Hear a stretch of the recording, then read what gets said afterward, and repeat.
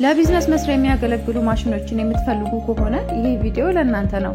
በዚህ ቪዲዮ በትንሽ ካፒታል የምናገኛቸውና ውጤታማ የሆነ ቢዝነስ ለመገንባት የሚረዱንን 10 አይነት የተለያዩ ማሽኖችን እንመለከታለን። እንኳን ወደ ሀና ጌታውን ቻናል በሰላም መጣችሁ።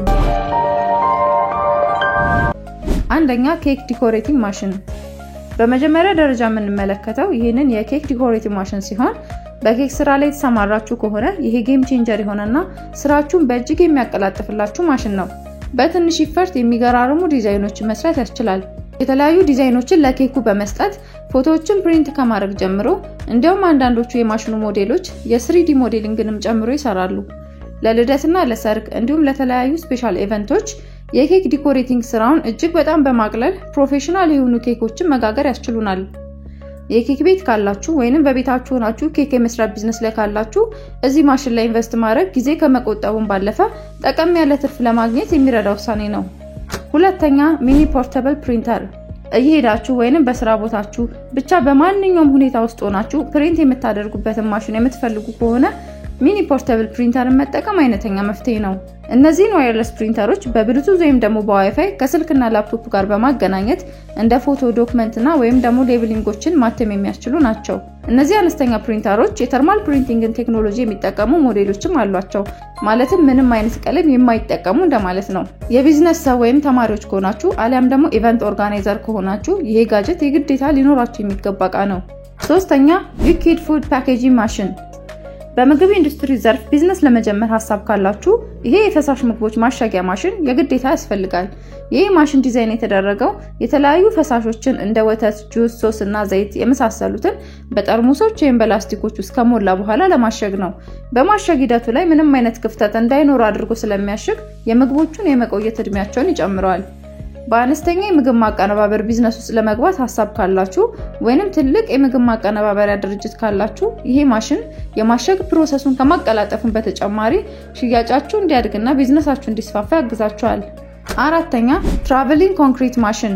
በኮንስትራክሽን ኢንዱስትሪ ዘርፍ ቢዝነስ ለመጀመር እያሰባችሁ ከሆነ ሞባይል ኮንክሪት ሚክሰር በመባል የሚታወቀውን ይህንን ትራቨሊንግ ኮንክሪት ማሽን መመልከት ይኖርባችኋል። ይህ ማሽን እዛው ያደባለቀ በየመንገዱ ላይ ያደባለቀውን ኮንክሪት የሚያፈስ ማሽን ነው።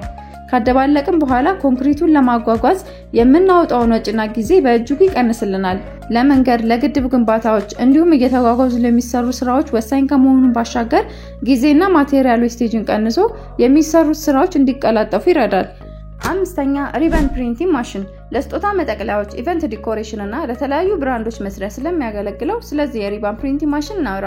ይህ ማሽን የተለያዩ ሎጎና ጽሁፎችን የትራንስፈር ወይም ደግሞ ኢንጀክት ቴክኖሎጂን በመጠቀም በሪባን ላይ የሚያትምልን ማሽን ነው። ለዚህ ምትመት የሳተንና ፖሊስተር ሪባኖችን ይጠቀማል። የስጦታ መሸጫ ሱቅ፣ የሰርግ ዲኮሬሽን ቢዝነስ ወይም ደግሞ የድርጅቶችን ብራንዲንግ ላይ ያተኮረ ቢዝነስ ለመገንባት ሐሳብ ካላችሁ ይህ ማሽን ለምትሰጡት ሰርቪስ ፕሮፌሽናል ሉክ እንዲኖረውና ብዙ ከስተመሮችን አትራክት ለማድረግ የሚረዳ ማሽን ነው። ስድስተኛ 3D ቾኮሌት ፕሪንተር። ይህ ማሽን ለቾኮሌት አፍቃሪያንና ወደ ቾኮሌት ቢዝነስ ለመቀላቀል ለሚፈልጉ በተለያየ ቅርጽና በፈለጉት ዲዛይን ቾኮሌት መስራት የሚያስችል ማሽን ነው። በዚህ ቢዝነስ ላይ ያሉ ሰዎች በስፋት እየተጠቀሙበት ያለ ማሽን ነው። ዩኒክ የሆኑ ዲዛይኖችን በኬኩ ላይ ለማስፈር ይረዳል። እናንተም በዚህ ቢዝነስ ላይ ካላችሁ ቢዝነሳችሁን ወደ ተሻለ ደረጃ ለማድረስ የሚረዳ ማሽን ነው። ሰባተኛ ስፓይራል ፖቴቶ ፍራይስ ማሽን። ጣፋጭ የሆነ የድንች ቺፕስ የማይወድ ማን አለ? መንገድ ላይ ፋስት ፉድ ለምትሸጡ፣ ለሬስቶራንቶች፣ በመኪና ላይ የተዘዋወሩ ፋስት ፉድ የመሸጥ ቢዝነሱ ስለተሰማራችሁ ይህ ማሽን የግዴታ ሊኖራችሁ የሚገባ ዕቃ ነው። ያስገባችሁለትን ድንች እንደዚህ አንድ አይነት አድርጎ በስፓይራል ቅርጽ ለመብሰል ዝግጁ አድርጎ ይቆራርጠዋል። ከዚያም የተለያዩ ቅመማ ቅመሞችን በመጠቀም ጣፋጭና እይታን የሚስቡ ቺፕሶችን ለማዘጋጀት ወሳኝ ዕቃ ነው። ስፓይራል ቺፕስ በውጭው ዓለም በጣም ታዋቂ የሆነ ሲሆን ሀገር ውስጥ ቢጀመርበት ብዙ ከስተመሮችን ማፍራት የሚያስችልና ትርፍን የሚጨምር ማሽን ነው። ስምንተኛ ሚት ቺፕ ፕሮዳክሽን ማሽን።